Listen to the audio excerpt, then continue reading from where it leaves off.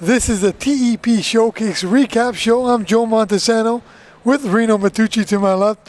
Rino, what did you think of the tournament so far? We're going to the finals. It's been an interesting weekend, that's for sure. Didn't know what to expect first coming into it. I mean, this is my first time here, and I don't know if it's your first time as well. Yes. So, and this is our first time doing the media aspect of it because it's their fifth year doing the tournament. Andre approached us asking, can you guys do this sort of thing? So we really didn't know what to expect, and then no one else really knew what to expect. It's been great hockey. It's been some fantastic hockey this weekend. We had 48 games in 2 days over Friday and Saturday. We had 7 games today coming up, and all weekend these players have just been putting in their lives on the line, and it's been some great hockey to watch. I don't think could have asked for anything more except for maybe some more teams, but then as Andre mentioned to us in one of his talks that they don't want to dilute the product. So it's a great showcase that's happening here. I just love to see some more fans in the building. There's been a great so don't get me wrong here. These people have been fantastic all weekend long. And this is why we're here. We're here to help get the fans. So we're going to post videos of interviews, and hopefully the fans will come up next year knowing how great this tournament is. Any surprises that you've seen in the tournament, like teams, players, anything surprise you?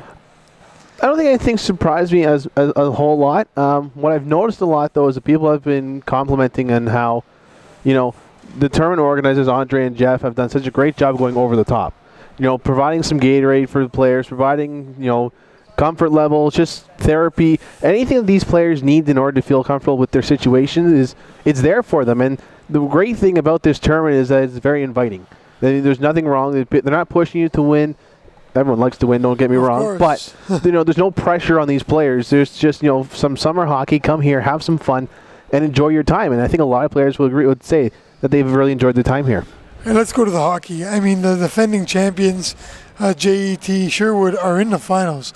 I mean, I spoke to Jim Thompson on Friday, and he was a heck of an interview, and we know how excited he gets on the bench. He's not here for the finals, but we know he'll be tweeting about it if his team wins. He's smiling on a boat somewhere down south. So it's funny because we talked about his temper, but his team was down in the quarterfinals, and we thought, oh boy, if they lose, we're going to hear about it from the boat up here. And but no, he's a great guy. You mentioned the interview. He had a fantastic talk on Friday, just where he came from and the support that he is providing to these players, and just the story itself.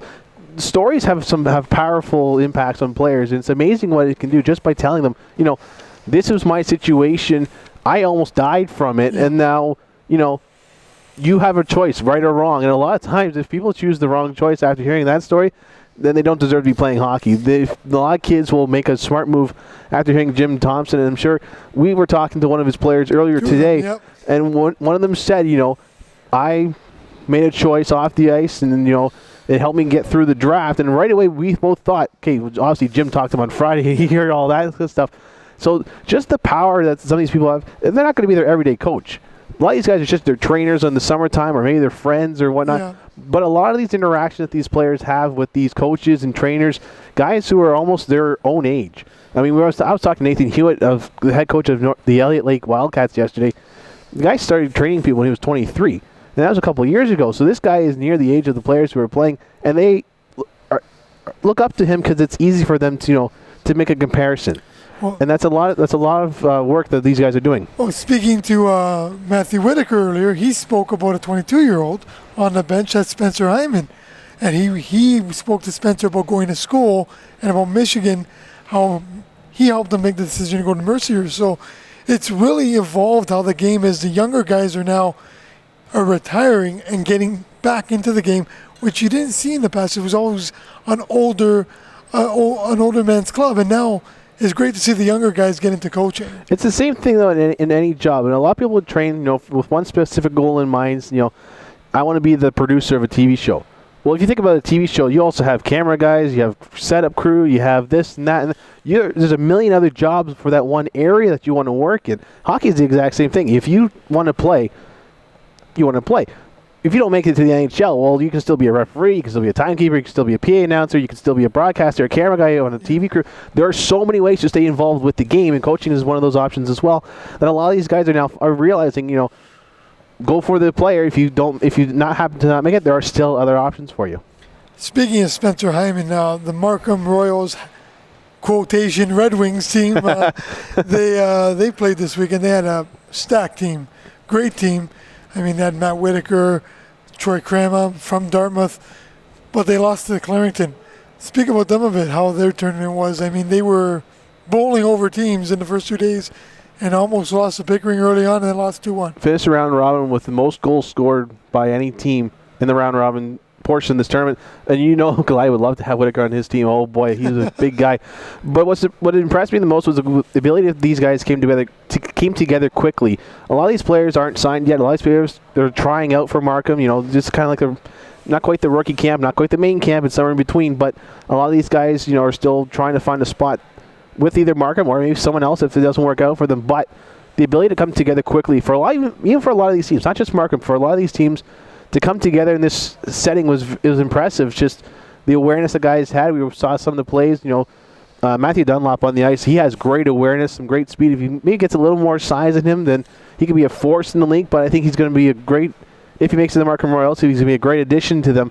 Because just his awareness on the ice, he makes everyone else around him better. Lucas Canada was his centerman in the game we saw in the quarterfinals, and he was, you know, all over the place. He was in the right place at the right time, and he would really help them out.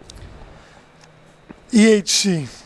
We don't know much about EHC. I mean, the team from Clarington, they finished 7th in the round robin, just barely making it in to the playoffs, and now they play the defending champions. Well, Pickering finished in 8th, and they played Marcum in the quarterfinal game, and that was a 7-5 final. Yes. So rankings really don't have that much of an impact, and that speaks to the quality of this tournament. When you have an 8th place team battling the first place team, or even the 7th place taking out the first, that shows the parity that is. They took out the 2nd place team as well. So that's the first and second they took out. That just shows you the parity that's in this tournament. I mean, there's so much competition. That's the main thing we've heard all weekend from everybody around here. Is the compete level of these players makes this tournament such a high quality. But isn't that the goal of a tournament, to get great? Is because if you have the first year of a tournament and you know which team's going to win, now you're in the 5th year and you're like, oh my God, anybody can win.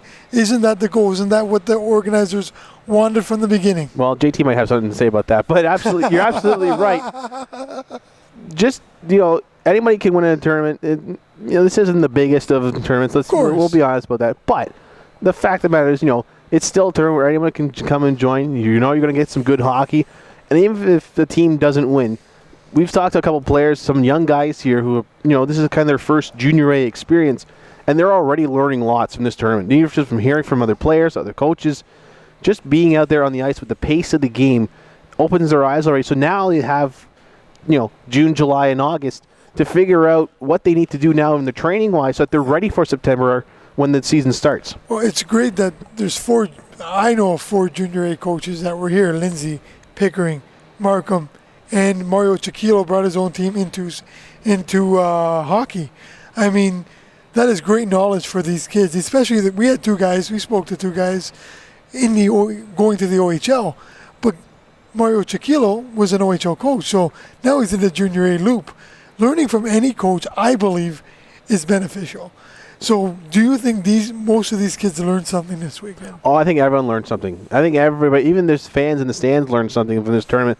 Just the environment itself, you learn things. It's almost like a schoolyard.